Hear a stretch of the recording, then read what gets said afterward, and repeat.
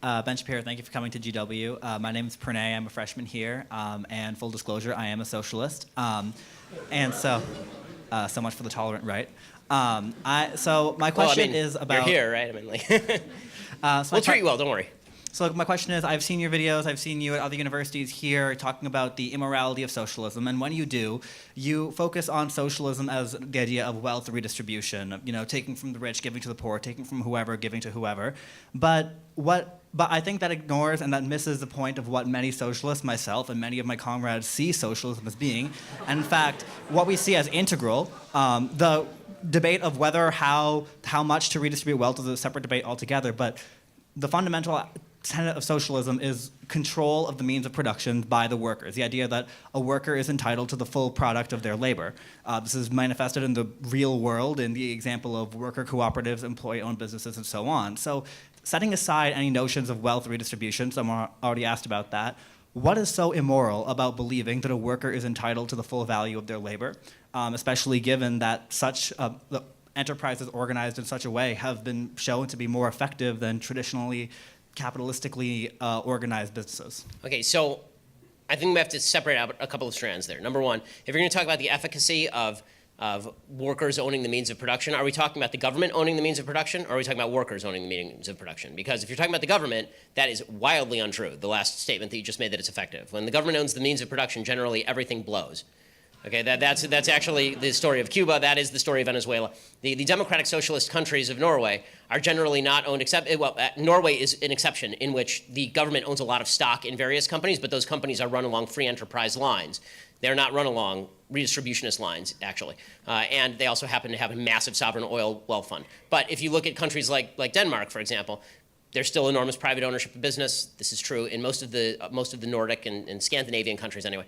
And if you're talking about workers owning a business together, I am a worker at my company. I own my business with another person who owns the company with me, and a couple of investors. The investors have sunk their labor, which they made money from. Right? Money is just a tangible trade for labor, and they took that money and they invested it in us. So is Bill Gates not a worker at his own company? He invented the company. So I'm also wondering how the worker is not owning his own labor when he freely chooses to alienate that labor in exchange for pay. My problem with socialism is that it is essentially somebody subjectively deciding the value of your own labor. The beautiful thing about the free market is that you don't get to subjectively decide what your labor is worth, right? You can't go major in something useless and then come to me and say, I want $100,000 a year for my useless major so I can dig holes in the ground, right? We all recognize that's stupid. But the labor value of theory, which is, the value labor of theory. It's been a long day. The labor theory of value. My goodness, the labor theory of value, which is that the amount of work you put into something dictates the value of the thing, is a bunch of crap. If I spend all day making mud pies outside, that's an awful lot of work. It's also completely useless. The way that you actually determine the value of work is by trading it for somebody else's work in a fully voluntary fashion. So if you're asking whether I'm okay with, for example, private sector unions, workers get together and they go to the owner and they say, we want more of the profit margin. Sure, as long as you're not kneecapping somebody, right? But if you kneecap somebody, then I don't approve of your means anymore. If you're asking me if a bunch of workers decide to get together and form a joint stock corporation, of course, that's how most corporations are formed. Most LLCs are formed this way. It's a couple of guys who get together, band their labor together. It's like two guys. And then after it grows, they decide to hire other people.